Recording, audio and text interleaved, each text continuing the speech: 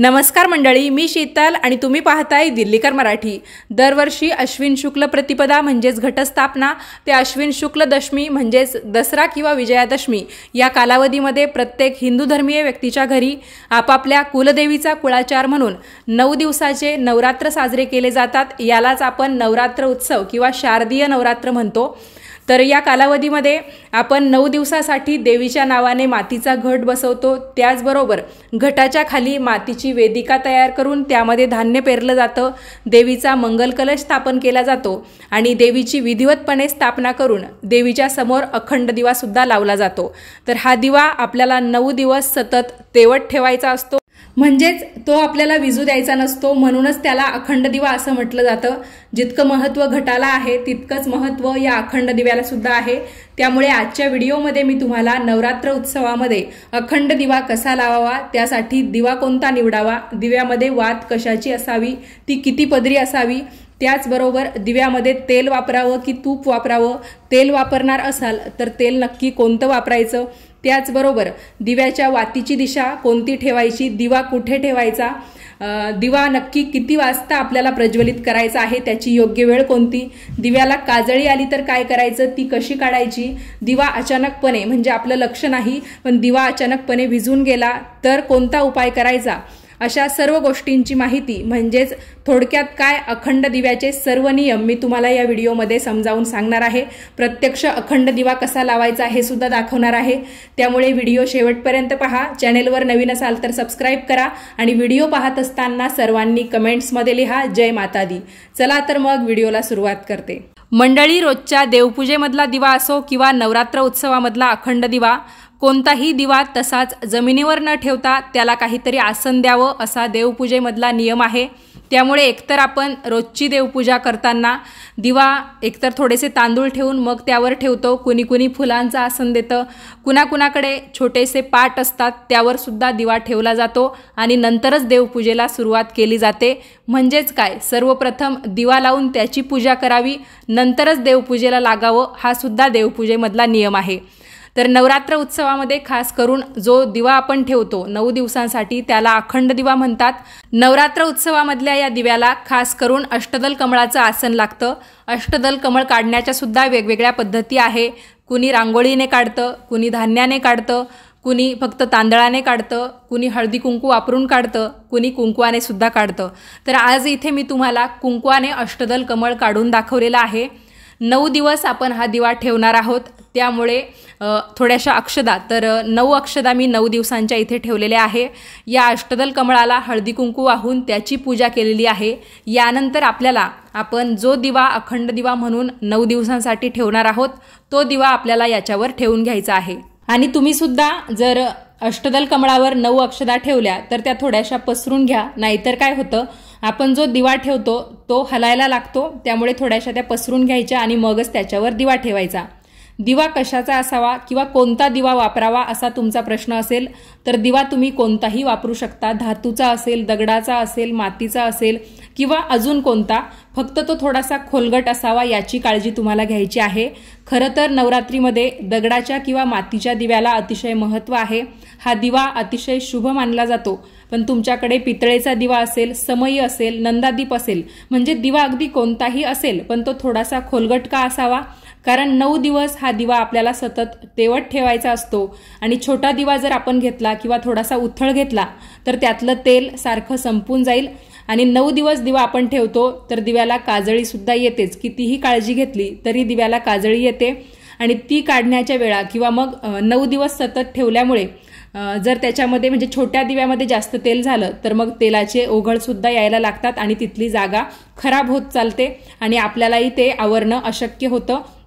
आणि तुम्हाला जर दिवा व्यवस्थित राहावा, तेल सुद्धा त्यामध्ये व्यवस्थित घालता यावं असं वाटत असेल तर खोलगट दिव्याचीच निवड करा। आता हे झालं दिव्याच्या बाबतीत। दिव्याला वात कोणती असावी, तर दिव्याला तुम्ही कापसाची वात तयार करू शकता। कापसाची दुहेरी वात तुम्हाला तयार करायची असताना तुम्हाला 1.25 हाताचा एक रक्षासूत्र किंवा 1.25 हाताची वात तयार करायची आहे। तर आपल्या कोपरापर्यंत आणि त्याच्यावर थोडीशी येईल अशा पद्धतीने 1.25 हात आपला तयार होतो। म्हणजे आपल्या बोटांपासून ते कोपरापर्यंत आपला एक हात आणि त्याच्यापासून अजून थोडीशी घेतली की सव्वा हात, अशा सव्वा हाताची आपल्याला एक मोठी वात तयार करून घ्यायची आहे कापसाची. आणि हवं तर तीच दुहेरी करून तुम्ही दिव्यामध्ये ती ठेवू शकता. अजून तुम्ही लाल पिवळा धागा म्हणजे ज्याला आपण रक्षासूत्र किंवा कलावा म्हणतो, तर तो सुद्धा 5 पदरी तयार करून तुम्ही त्याची वात तयार करून घेऊ शकता. आता तुमच्यापैकी काही जणांना माहिती नसेल तर ते विचारतील की दिव्याची वात ही सव्वा हाताचीच का असावी, कारण 9 दिवस आपल्याला दिवा लावायचा असतो, तर वात सुद्धा मोठी लागणार आणि थोडीशी जास्त असलेलीच बरी, कारण अचानक ती संपली तर मग आपली अडचण तयार होईल. त्यामुळे सव्वा हाताच्या तुम्ही 2 वाती तयार करून त्या दुहेरी करून तशा सुद्धा दिव्यात लावू शकता, किंवा एकच सव्वा हात मापाची वात तयार करून ती दुहेरी करून दिव्यात लावली तरी सुद्धा चालेल. तर जर तुम्ही रक्षासूत्र म्हणजे कलाव्याची वात लावणार असाल तर त्यासाठी कलावा सुद्धा चांगल्या क्वालिटीचा असावा. बऱ्याच वेळा त्यामध्ये जर टेरिकॉट मिक्स केलेलं असेल तर मग अशा दिव्याची म्हणजे कलाव्याची वात आपण तयार केली तर मग त्याचा काळा धूर सतत निघत राहतो. त्यामुळे कलाव्याची वात असो किंवा धाग्याची असो किंवा अशा पद्धतीने कापसाची, तर कापूस सुद्धा चांगल्या क्वालिटीचा किंवा चांगला असावा हेच तुम्हाला बघून घ्यायचं आहे. बऱ्याच वेळा सणावारांच्या कालावधीमध्ये कापसाच्या वाती किंवा कापूस सुद्धा आपल्याला चांगला दिला जात नाही, त्यामध्ये सुद्धा भेसळ असते. तर तुम्हाला चांगल्या कापसाची निवड करून मगच त्याची वात तयार करून घ्यायची आहे. कधी कधी काय होतं, थोडासा चोपडा असा कापूस असतो आणि अशा कापसाची आपण कितीही चांगली वात तयार करून दिव्यामध्ये लावली तरी पण ती वात सतत चरचर वाजत राहते जळताना, किंवा मग तो दिवा सतत विझून जाणं असे प्रकार घडतात. त्यामुळे तुम्ही कापसाचीच वात तयार करा, दुहेरी वात तयार करून दिव्यामध्ये लावा. तर हा झाला वातीचा नियम. यानंतरचा तुमचा प्रश्न, दिव्यामध्ये तेल वापरायचं की तूप वापरायचं. दिव्यामध्ये तुम्ही तेलही वापरू शकता किंवा तूपही वापरू शकता. फक्त तेल आणि तूप एकत्र मिक्स करून कोणताही दिवा लावू नये आणि दुसऱ्या दिव्याने म्हणजे एका दिव्याने दुसरा दिवा पेटवू नये. तेलाबाबत मी तुम्हाला अजून सांगेल, तुम्ही जर तेलाची निवड करणार असाल तर तुम्ही तिळाचं तेल वापरू शकता आणि तिळाचं तेल मिळालं नाही तर तुम्ही आपलं जे खाद्यतेल असतं फक्त ते स्वयंपाकामध्ये वापरलेलं नसावं अशा तेलाची निवड करू शकता. मोहरीचं तेल वापरू नका किंवा ज्या तेलाचा कडू वास येतो अशा तेलाची निवड करू नका.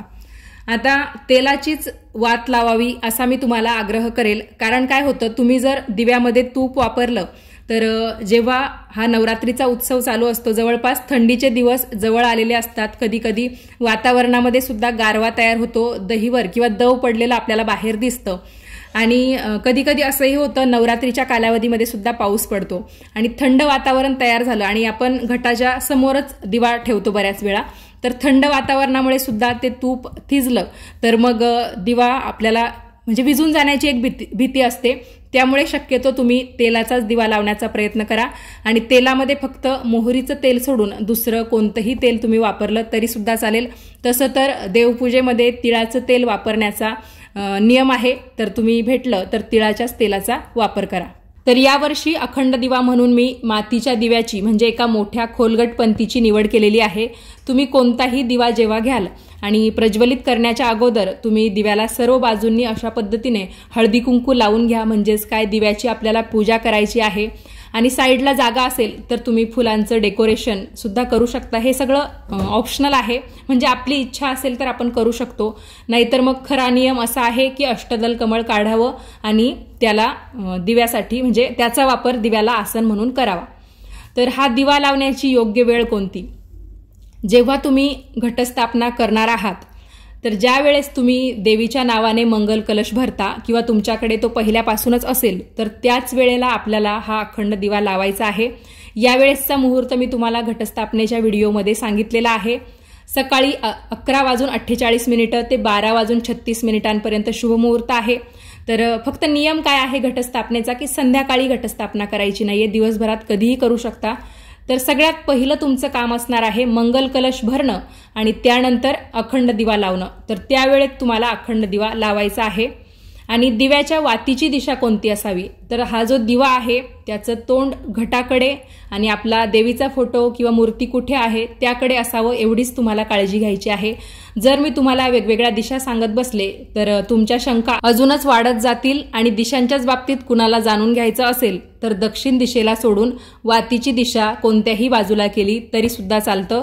जिकडे आपली देवी असेल, म्हणजे जिथे आपला देवीचा फोटो, मूर्ती किंवा टाक जे काही असेल, जिकडे आपला घट असेल तिकडेच आपण दिव्याचं तोंड करून ठेवायचं आहे. दिवा डाव्या बाजूला ठेवायचा की उजव्या बाजूला ठेवायचा हा जर तुमचा प्रश्न असेल तर बघा, आपण जिथे नवरात्रीची पूजा मांडणी करतो तर आपल्याला मंगल कलश आणि घट दोन्हीही स्थापन करावं लागतं. एका बाजूला मंगल कलश, एका बाजूने आपला मातीचा घट असतो.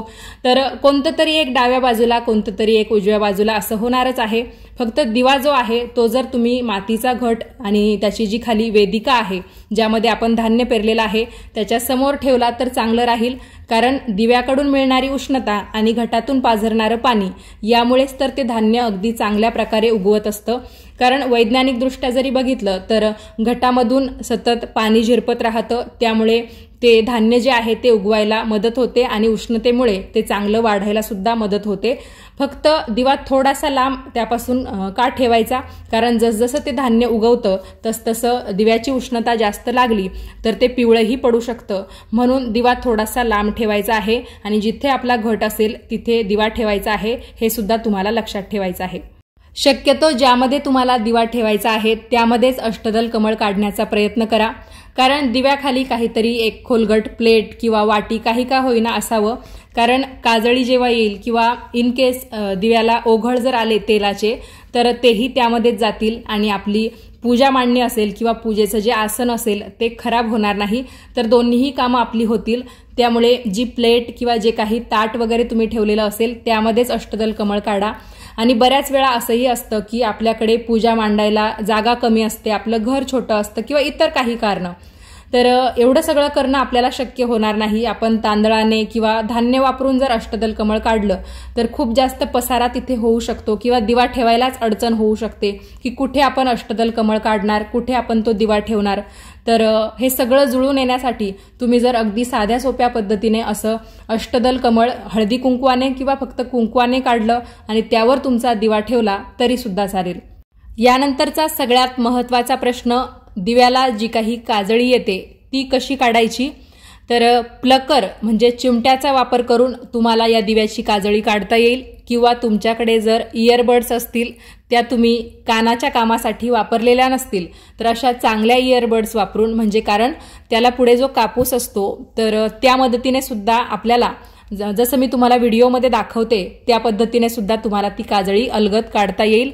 तर बऱ्याच घरी एक लासकण म्हणून असतं, आमच्याकडे तरी त्याला तेच नाव आहे, तुम्ही काय म्हणता ते सांगा. त्याच्याबरोबर एक चिमटा असतो, कान कोरण्याचं एक असतं आणि एक बारीक सुईसारखं असतं. तर त्यामध्ये जो चिमटा असतो त्याने सुद्धा तुम्हाला अलगद दिव्याला आलेली काजळी काढता येईल. कधी कधी दिव्यामध्ये फूल तयार होईल, कधी कधी फक्त काजळीच येईल. तर बऱ्याच वेळा दिव्यामध्ये जे काही फुलं तयार होतात तर तो एक ईश्वरीय संकेत असं समजलं जातं. म्हणजेच आपली जी पूजा आहे ती देवाला, देवीला आवडली असं म्हटलं जातं. शास्त्रामध्ये सुद्धा असं सांगितलेलं आहे. तर जरी त्यामध्ये फूल आलं तरी पण आपल्याला ते काढावंच लागणार आहे. हवं तर हे जे फूल आहे ते तुम्ही अलगद चिमट्याने किंवा अशा पद्धतीने इयरबड्सने एखाद्या भांड्यात काढून घ्या. त्यामध्ये थोडंसं कुंकू मिक्स करून त्याचा टिळा तुम्ही तुमच्या कपाळी किंवा तुमच्या लहान मुलांच्या कानामागे वगैरे, म्हणजे दृष्ट वगैरे लागू नये यासाठी लावला तरी सुद्धा चालेल, काही हरकत नाही. म्हणजे काजळी कोणत्याही प्रकारची असो, म्हणजे फुलाच्या स्वरूपातली किंवा मग साधीशी काजळी, ती आपल्याला काढावीच लागणार आहे, जेणेकरून दिव्याची जी ज्योत आहे ती अगदी व्यवस्थितपणे चालेल. तर दिव्याची ज्योत कशी असावी हे सुद्धा खूप महत्त्वाचं आहे. तर दिव्याची ज्योत अतिशय शांत असावी, म्हणजे आपण जेव्हा दिव्याकडे बघू तर आपल्याला अतिशय चांगलं वाटलं पाहिजे, प्रसन्न वाटलं पाहिजे. एकदम मोठा टेंभा किंवा मग सतत चरचर आवाज येणारी अशी वात ठेवू नका. म्हणजे सुरुवातीलाच त्यासाठी चांगल्या कापसाची वात तयार करून लावा आणि एकदम शांत अशी वाटेल अशा पद्धतीने आपल्याला या दिव्याची वात ठेवायची आहे, जेणेकरून ती अगदी व्यवस्थितपणे स्मितपणे जळेल आणि आपल्याला बघायला, किंवा मग आपण 9 दिवस हा दिवा ठेवणार आहोत तर तेलाचा वापर सुद्धा त्याच पद्धतीने होईल. तुम्ही जर खूप मोठा टेंबा ठेवला तर मग त्याला काजळीही जास्त येईल आणि तेल सुद्धा पटपट संपेल. इथे तेलाचा काही विषय नाही, पण दिव्याची वात सुद्धा कशी असावी, तर आपल्याला बघायला सुद्धा चांगलं वाटलं पाहिजे. अशाच पद्धतीने तुम्ही वात म्हणजे त्याची जी ज्योत आहे ती ठेवा, असं मला तुम्हाला सांगायचं आहे. 9 दिवस हा दिवा अखंडपणे कसा तेवत राहील याचीच काळजी आपल्याला प्रामुख्याने घ्यायची आहे. पण काही कारणांमुळे दिवा जर विझून गेला, तुम्ही तिथे गेलात आणि तुम्हाला असं दिसलं की दिवा विझून गेलेला आहे, तर मनामध्ये कोणत्याही प्रकारच्या शंका कुशंका किंवा अशुभ विचार आणू नका. कधी कधी काय होतं, हवा वगैरे लागते किंवा मग काजळी येऊन जाते, त्यामुळे सुद्धा दिवा विझून जातो. यामध्ये अशुभ मानण्यासारखी गोष्ट नाही.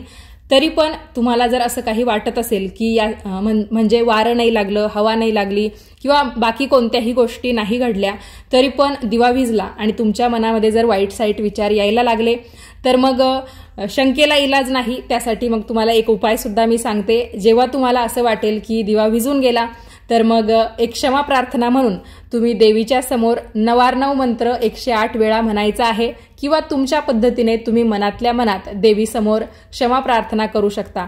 तुम्ही 9 दिवस देवीसाठी पूजा करतात, उपवास करतात किंवा देवीची एवढी मनोभावे सेवा करतात आणि त्यामध्ये म्हणजे तुम्हाला थोडीच मनापासून असं वाटणार आहे की तुम्ही लावलेला अखंड दिवा विझून जावा, तर देवी सुद्धा तुमच्यावर कधीही रागवणार नाही. दिवा विझू नये यासाठी मी तुम्हाला अजून एक पर्याय देते, जेणेकरून तुम्हाला जर असं वाटत असेल की मला कोणत्याही चुका या नवरात्रीच्या 9 दिवसांमध्ये होऊ द्यायच्या नाहीये, तर दिव्यावर ठेवण्यासाठी एक पातळसर गोलाकार म्हणजे दिव्याच्याच आकाराची काच भेटते. ती वरून मोकळी असते किंवा मग कधी कधी दिवेही अशा पद्धतीचे असतात की वरून काच ठेवली की ते विझत नाही, तर कोणी कोणी त्यासाठी नंदादीपाचा सुद्धा वापर करतं. पण अशी काच सेपरेट भेटते आणि तुम्ही जर असा आपला मोकळा दिवा जर लावलेला असेल, तर त्याला हवा लागू नये म्हणून ती काच जर वरून ठेवून दिली, तर दिवा विझायला अजिबात कुठलाही चान्स सापडत नाही.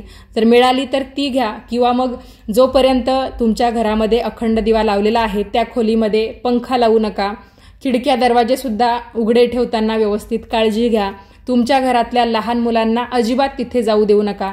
दर्शन घेतलं की लगेच तुम्ही तिथून त्यांना बाजूला केलं तरी सुद्धा चालेल. आणि यासाठीच पूर्वीच्या काळी जेव्हा घट बसवले जायचे, तर जिथे घटाची मांडणी केलेली असायची तर त्याच्यासमोर एक पडदा लावलेला असायचा. गावाकडे हे तर केलंच जायचं. कुणाकुणाकडे घट बसवल्यानंतर त्याच्यासमोर पडदा लावला जायचा, कमेंट्स करून नक्की कळवा. तुम्हालाही ते शक्य असेल तर तुम्हीही ते करू शकता. कारण बऱ्याच वेळा जर जे घर छोटं असेल, एकाच खोलीमध्ये किंवा 1-2 खोल्यांमध्ये सगळं असेल, देवाची खोली सेपरेट नसेल आणि आपल्याला दरवाजा किंवा खिडकी उघडं ठेवण्याशिवाय पर्याय नसेल दिवसभरात, आणि त्यामुळे जर दिवा विझून जात असेल, तर मग तुम्ही जिथे तुम्ही ही मांडणी केलेली असेल नवरात्रीच्या या अखंड दिव्याची किंवा घटाची, तर त्याच्यासमोर पडदा लावला तरी सुद्धा चालेल. पण पडदा लावतानाही तो दिव्यापासून थोडासा लांब कसा राहील अशा पद्धतीनेच लावा, नाहीतर दिव्याने तो पडदा पेट घेऊ शकतो. तर सर्व नियम मी तुम्हाला अगदी काळजीपूर्वक सांगत आहे, जेणेकरून तुम्हाला या नियमांचा फायदा होईल आणि तुम्ही अगदी व्यवस्थितपणे अखंड दिवा या नवरात्र उत्सवामध्ये लावू शकाल. अजून एक महत्त्वाची गोष्ट इथे मला तुम्हाला सांगायची आहे की बऱ्याच वेळा आपण अखंड दिव्याची काजळी काढत असतो, भरपूर काळजी घेत असतो. भलेही आपण चिमटा वापरला किंवा जे काही साहित्य वापरून आपण ती काजळी काढण्याचा प्रयत्न करतो, तर आधी आपल्यालाही माहिती नसतं की दिवा विझणार आहे, म्हणजे अचानकपणे तो विझू शकतो काळजी घेतली तरी. तर यावर खबरदारी म्हणून जेव्हा जेव्हा तुम्ही अशी अखंड दिव्याची काजळी काढत जाल, तर त्याच्या अगोदर रोजच्या देवपूजेमधला एक छोटासा दिवा तुमच्या घटासमोर लावून ठेवा किंवा साईडला लावून ठेवा आणि नंतर तुम्ही अखंड दिव्याची काजळी काढा.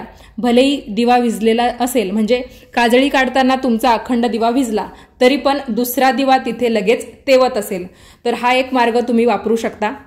जोपर्यंत अखंड दिवा आपल्या घरामध्ये आहे आणि आपण आपल्या घरामध्ये कधी कधी मांजर पाळलेली असते, कधी कधी कुत्र सुद्धा पाळतो, तर पाळीव प्राणी पाळण्याची आवड बऱ्याच जणांना असते.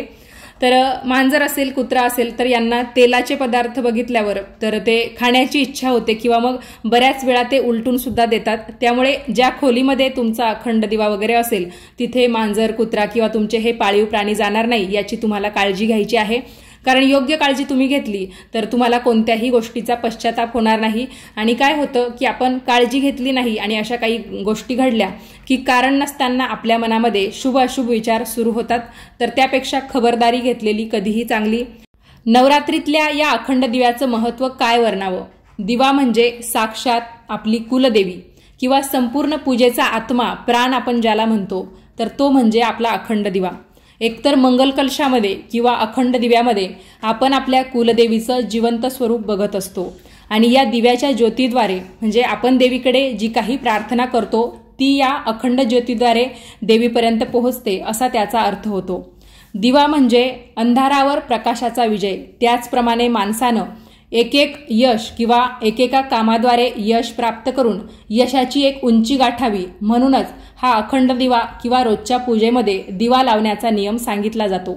नवरात्रीच्या पहिल्या दिवशी म्हणजे घटस्थापनेच्या दिवशी ज्या वेळेला पहिल्यांदा तुम्ही हा दिवा लावाल अगदी त्याच वेळेला तुम्हाला एक प्रार्थना म्हणायची आहे आणि त्यानंतर म्हणजे दुसऱ्या माळेपासून तुम्हाला दररोज संध्याकाळी दिवे लागण्याच्या वेळा म्हणजे साधारणतः 6:30 नंतर ही प्रार्थना म्हणत जायची आहे। तर ती प्रार्थना मी तुम्हाला म्हणून दाखवते, हवं तर स्क्रीनवर सुद्धा देईल।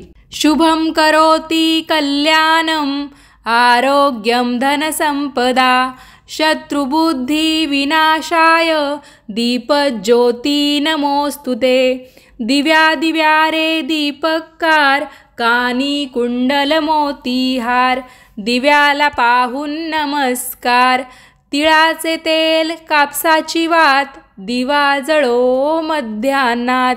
दिवा लावला देवांपाशी उजेड पडला विष्णूपाशी उजेड पडला तुळशीपाशी। माझा नमस्कार सर्व देव देवतांपाशी। ये ग लक्ष्मी बैस ग बाजे माझे घर तुला साजे। घरातली इडापिडा बाहेर जाऊ दे बाहेरची लक्ष्मी घरात येऊ दे।